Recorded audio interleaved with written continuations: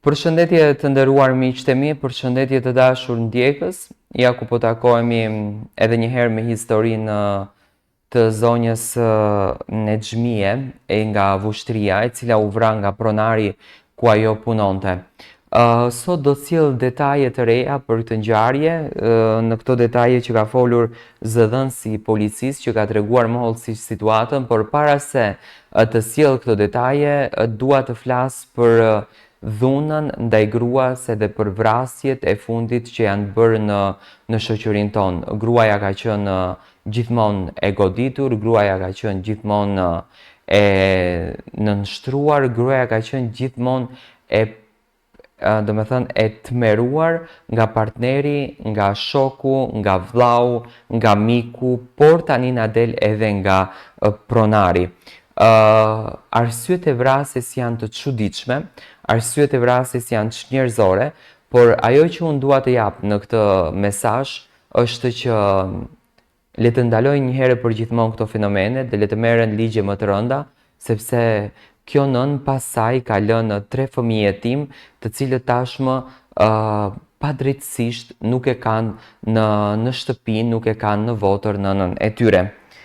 Një krim i rënd ka ndodhur ditë më parë në qytetin e Vushtrisë, ku përpasoj 2 persona kanë mbetur të vrarë. Një 58 vjeçar dyshohet se ka vrarë një 42 vjeçare, e më pas ka qelluar edhe veten. Kjo ngjarje tragjike erdhi pas vrasjes së 19 vjeçarit të dielën brëma në këtë qytet. Në stanoc të kësaj komune, në Vushtri, një burr ka vrarë një grua, e më pas ka qelluar dhe veten. Krimi i rënd dyshohet të jetë kryer në një nënkalim.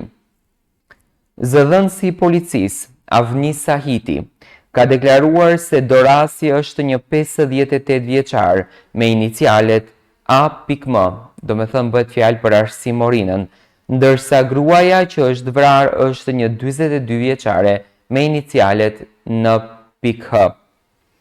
Sot do me thënë kjo është informata e policisë.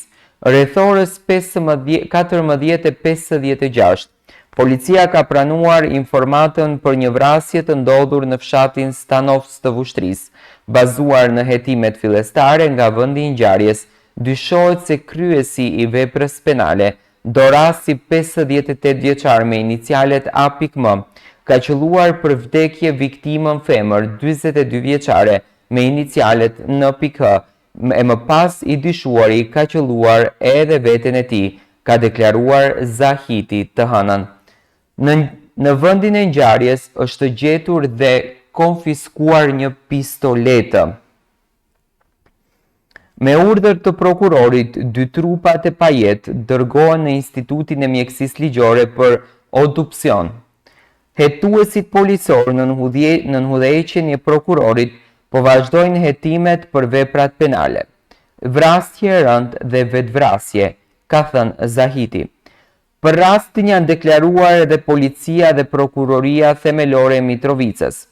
Nga kjo prokurori, kanë thënë se po intervistojnë dëshmitar lidhur me rastin dhe se po hetojnë të gjitha rrethanat që kanë çuar te kjo ngjarje tragjike.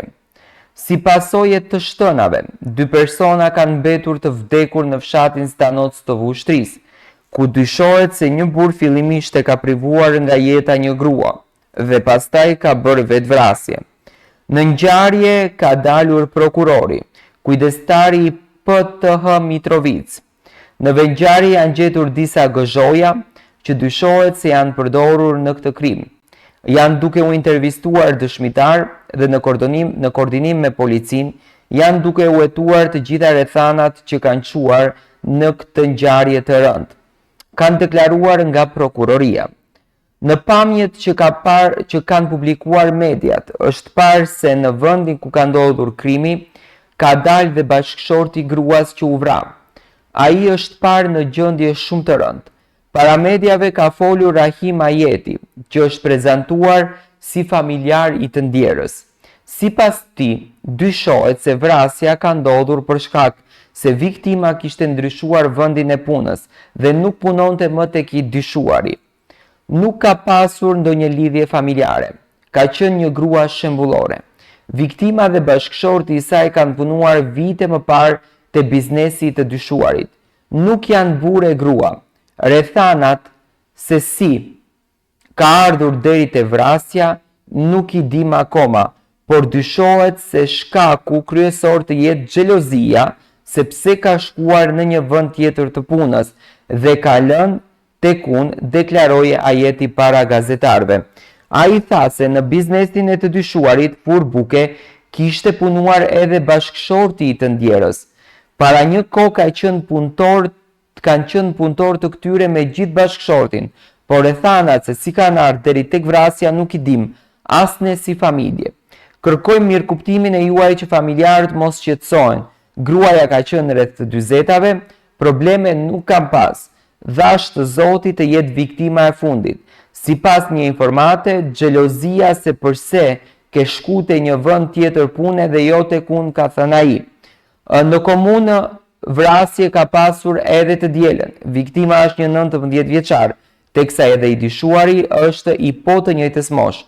Ngjarja ka ndodhur në rrugën Galip Badivuku, i pandehuri B.D, me datën 23 mars të vitit 2025, rreth orës 20:30 minuta në rrugën Galip Badivuku, në Vushtrri, me dashje e privon nga jeta viktimën me inicialet APZ, ashtu që edhe me armën e zjarit tip pistolet e gjuan dhe godet së paku 3 herë në trup, ku viktima si pasojë plagëve të marra nga arma e zjarit ndron jetë në repartin e emergjencës në spitalin e Vushtrisë, ka deklaruar policia për ngjarjen.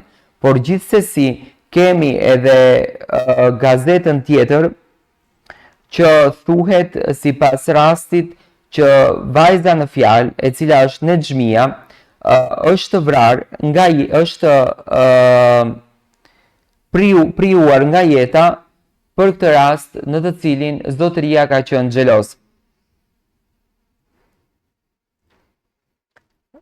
Gjithsesi,